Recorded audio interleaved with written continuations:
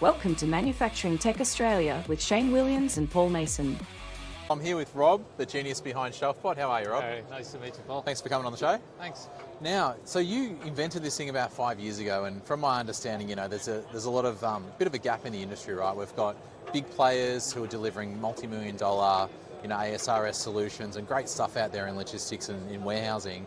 But you're filling this sort of, can I say, mum and dad niche where you've basically got a really simplistic solution. It's grabbing tubs off the shelf, delivering them to the picker. Maybe I'll let you explain it. Well, I wouldn't just say mum and dad, but what we have is a system which will bring bins to us to process orders. The system is based on standard shelving, so we haven't got bespoke shelving. That's one of the first points. So we will provide all the shelving, all the bins. A customer basically provides power and space, and we will put a Shelfbot system in. The reason we designed it this way was there was no product that would fill the medium-sized business. You're talking about multi-million-dollar capital investments for any kind of form of robotic automation.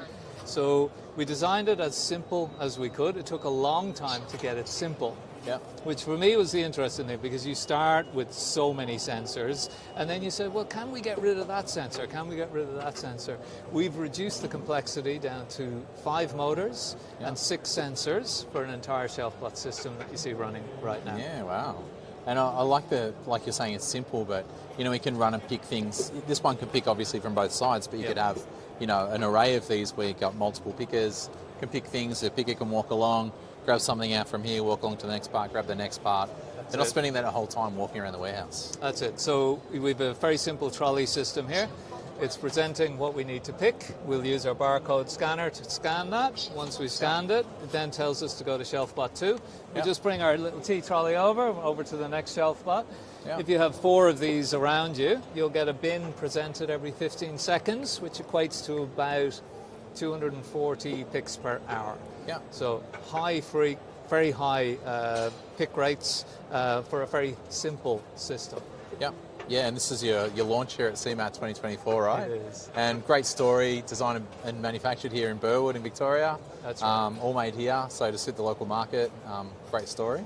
Yeah, so obviously manufacturing in Australia, I'm very proud of that, but it's more about service as well, because we're a subscription-based service. So to put a Shelfbot in, you can put a smaller Shelfbot system in for about $5,000 a month, and that includes the shelves, the bins, the robots, the software, the T-trolley, integration with your warehouse management system or e-commerce platform. But what it really comes down to for me is service, because when you're working on a subscription basis, we've got to be there all the time. It's a bit like a partnership. If your robotics aren't working, you're out of business. You can't process orders. So we've got to be there to support people, and that's why a subscription basis works. Well, it's really solving that problem of scalability, right? So it can be starting small, you can scale up, scale down as the business change, the needs of the business change. So, absolutely. This is just a baby Shelfbot. The normal size Shelfbot will go 25 meters long, 7 meters high. We'd be picking bins up to 20 kilograms. So you can put multiple SKUs into a bin. And then as your business grows, you can go higher. You might start off lower, you can go higher, or you can just add an extra and an extra and an extra. So each Shelfbot you add will improve your pick rates. So 2 Shelfbots might be 120 bins or picks per hour. 4 Shelfbots, 240 picks per hour. So it increases the efficiency, but it also reduces things like all the safety issues. You're not using as many forklifts. You're not pushing pallets around. So when it comes to insurance, safety, something like this, it's a closed door solution. So the door is always closed. When a bin is brought to you, it's a full safety controlled system where everything stops as you reach in to take the order, close the door, reset the button, and then it's off again. So with $5,000 or $6,000 monthly fee, you compare that to wages costs for the people on the floor. You can redeploy those people for higher value added areas of the business. People are always struggling for smart people working in the business. I can't find people. Absolutely. Get the people off the warehouse, get them in the office or different parts.